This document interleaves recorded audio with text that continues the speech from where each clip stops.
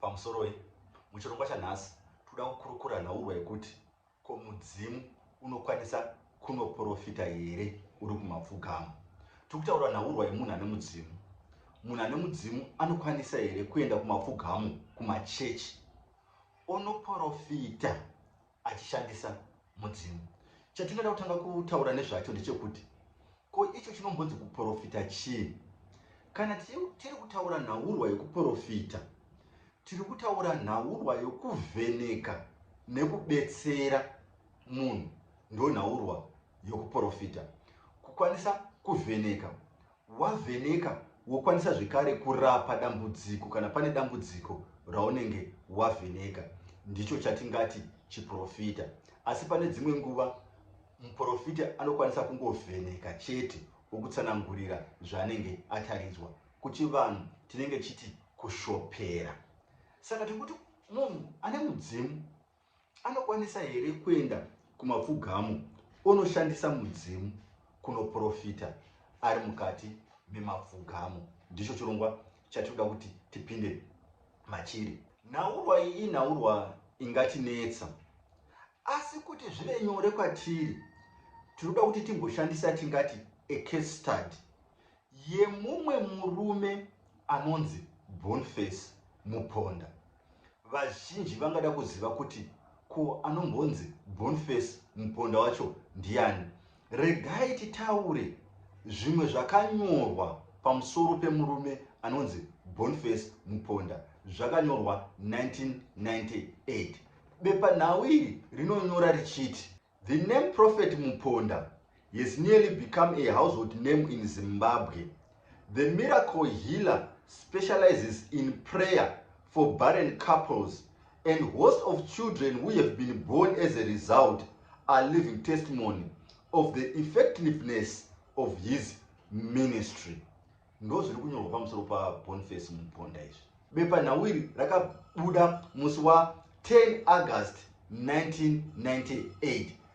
Mubepanhau iri zviri kunzi Boniface Muponda muprofita anonamatira vanhu, asi anonyanya kunamatira vanhu vasingazvari. Akaita mbiri yokuuchika. Apa pari kutaurwa mbiri yake yokukwanisa kuuchika, vanhu vasingazvari vachikwanisa kuzvara. Saka tiri kutaura apa 1998, tiri kutaura pamusoro pemuprofita anokwanisa kubetsera, anokwanisa kurapa vanhu vasingazvari. Ngatibatei zvikuru apo panonzi the miracle healer specializes in prayer. Apa zvinobuda pachina kuti uyu muprofita kutaura nezvake uyu. Hatisi kutaura muprofita akaita mbiri nesocial media. 1998 social media yakanga isati yatekeshera sezvayaita izvi. Vazhinji maprofita mazuvano ari kungoita mbiri nesocial media, vachiita madrama pasocial media. Unoona munhu achiporesa munhu asingazikanwi munzvimbo iyoyo. Ndo pandiri kuti kuita mbiri nesocial media, kuti munhu anosvika achiti ndaporesa chirema, asi chirema ichi chinenge chisingazikanwi munzvimbo iyoyo. Munhu anosvika achiprofita, asi munhu anoprofitwa uyu haazikanwi munzvimbo iyoyo.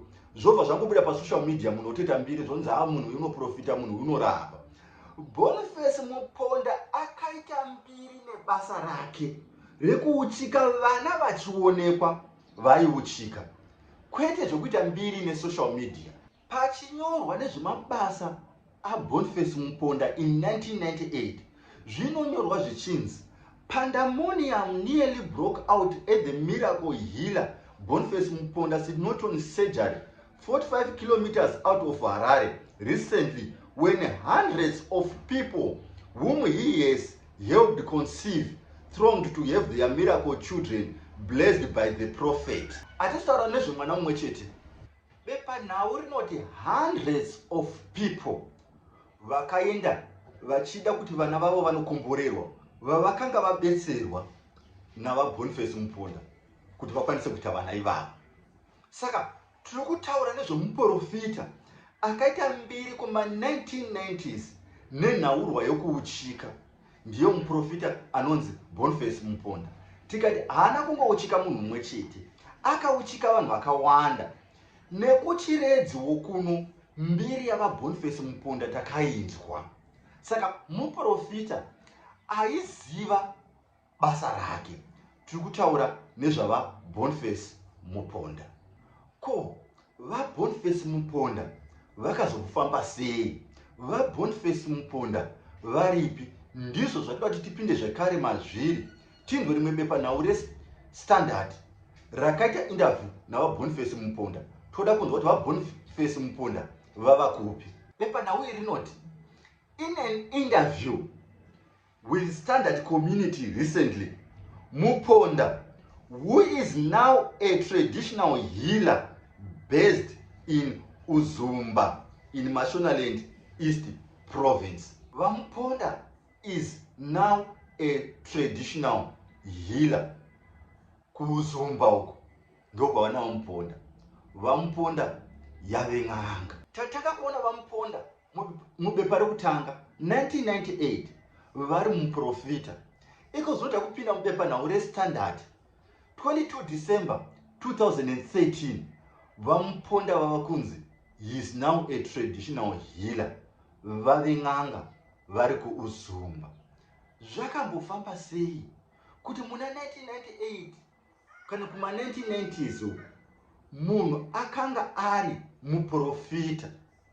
Takuenda kuna 2013 zvava kunzi Vamuponda vaya yave n'anga. Zvakambofamba sei?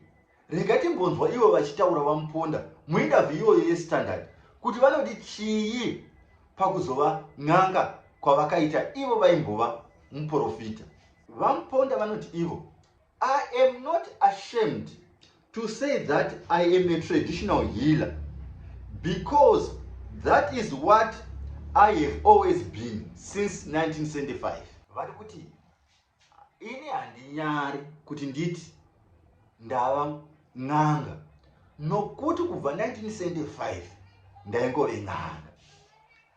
Zviri kutaura izvo kuti chero pavaiprofita ipapo vaingove n'anga.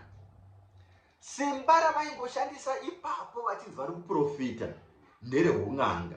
If I can give you a brief background yavamuponda sematauriro avanoita, Vamuponda vanoti vanosvikirwa nambuya vavo. Regai nditi Vamuponda vanosvikirwa nambuya vavo. Saka ndiwo mudzimu wavaingoshandisa nokuti vati ndaingove n'anga kubva 1975. Zvinotaura zvoun'anga ndo zvakatotanga. Ndobva vatora zvoun'anga izvi ndobva vaenda nazvo mukati muchiprofita. Saka kubva 1975 vaingova n'anga vachisvikirwa nambuya. Ndobva vatora mbuya vaya ndobva vanovashandisa muchiprofita. 1998 vachiita mukurumbira, asi vaingoshandisa mudzimu iwoyo wavanoti vakabva nawo kubva 1975 vachingova n'anga. Hapana pavakarega kumboita n'anga. Saka iyi nhaurwa yavamuponda iyi inotibudisira pachena kuti kune mudzimu unogona kupinda muchiprofita ukabetsera uri muchiprofita.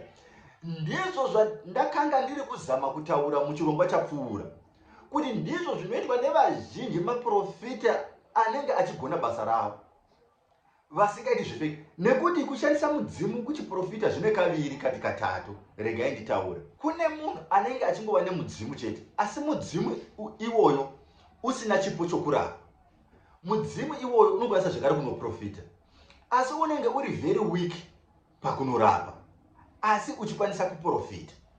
Vanokwanisa kushandura mudzimu uyo kuti ukwanise kuprofita vanenge vachiti chipo chako chaunacho.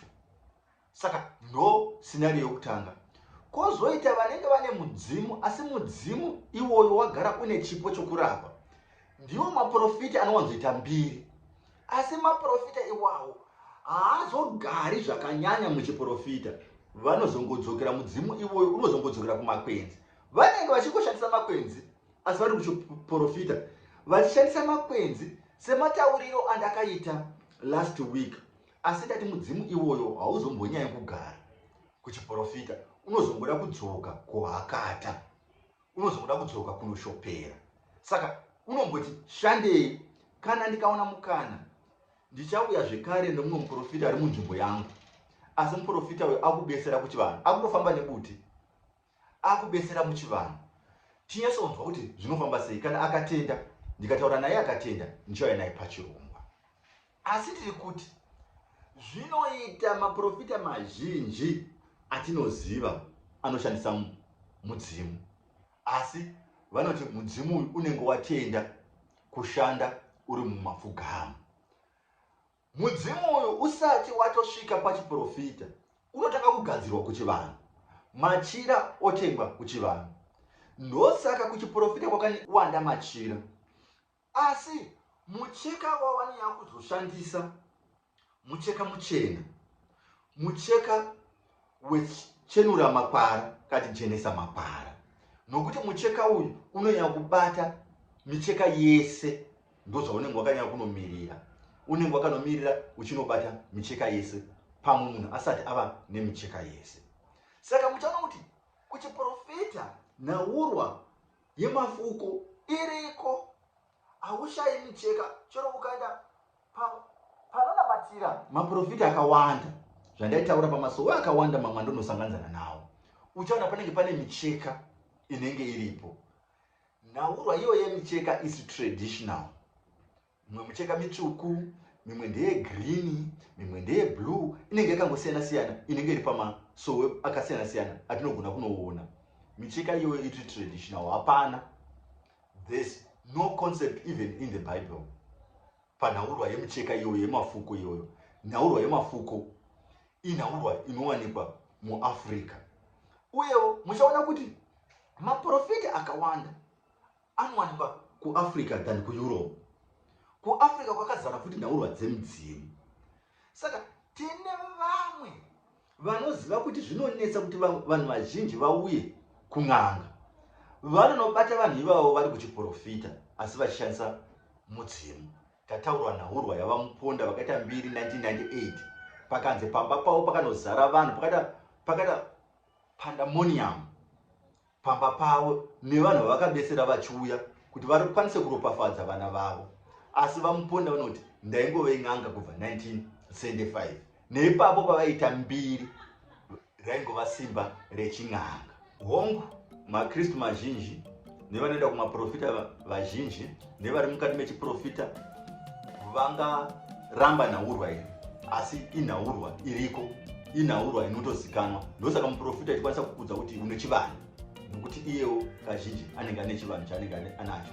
Mamwe maprofita kana achingova nemudzimu chete asingakwanisi kubetsera nhaurwa yechivanhu chako, anokudza kuti dai mambofamba kuchivanhu mabetserwa nhaurwa yenyu, mozodzoka mapedza kubetserwa nhaurwa yenyu. Zvinhu zvatakaona, zvinhu zviri kuitika mukati mekurarama, kuzviramba nokusazviramba, asi zvinhu zviri kuitika. Taita case study yavamuponda, tikaona mafambiro avakaita kubva 1998 kusvika 2013, asi vo 2013 vozoti ndaingova n'anga kubva 1975. Saka mudzimu unokwanisa kupinda mumapfugamu, unobetsera uri mukati memapfugamu. Ndauda kupinda zvakanyanyisa in detail kuti zvinonyangofamba sei kuti mudzimu uzosvika kuita chiprofita, uye kuti chiprofita chakadaro chinenge chifamba sei, asi ndangokupai nhaurwa yokuti zvinokwanisika. Umqambisi the African teacher, ndatenda.